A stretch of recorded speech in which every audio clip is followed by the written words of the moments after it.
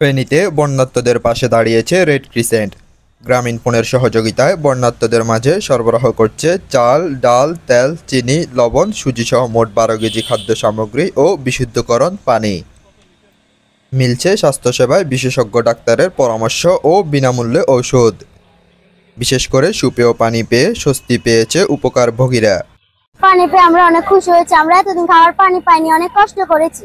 এখন আমরা পানি পেয়ে অনেক খুশি হয়েছি।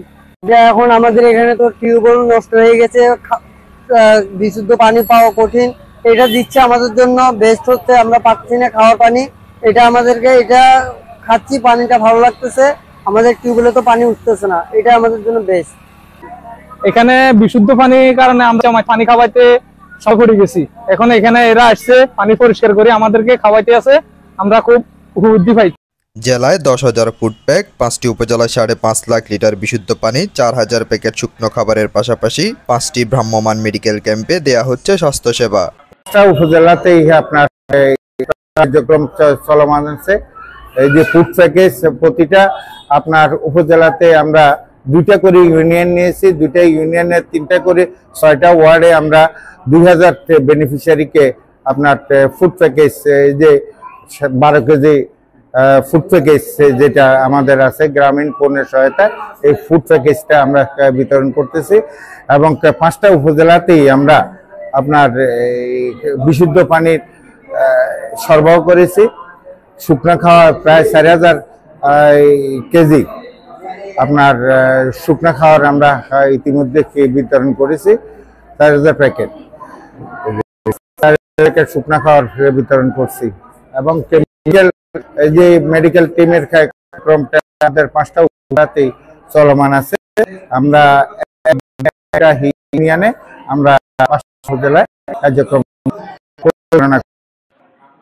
বন্যা দুর্গত এলাকায় ডায়রিয়া, চর্মরোগ, হাইপার টেনশন জাতীয় রোগীর সংখ্যা বেশি পাওয়া যাচ্ছে বলছেন এই ডাক্তার। লাস্ট প্রায় 4 দিন হলো আসছি আমরা টিম নিয়ে Bangladesh red crescent society Feni unit থেকে। তো লাস্ট 4 দিন যে স্পটগুলোতে আমরা গিয়েছি, একটু গ্রাম অঞ্চল ছিল, প্রত্যন্ত অঞ্চল। তো ম্যাক্সিমাম পেশেন্ট বলি 60-65% পেশেন্ট স্কিন ইনফেকশন, তো ডায়রিয়া, ডিসেন্ট্রি ছিল, তারপরে রেসপিরেটরি ট্র্যাক্ট ইনফেকশনও কিছু ছিল। এগুলো একটু বেশি। আর এখানে তো নর্মালি গ্রাম, লাইক হাইপারটেনশন, ডিএম পেশেন্ট কিছু আসছে, কিন্তু সংখ্যাটা ওই তুলনায় কম।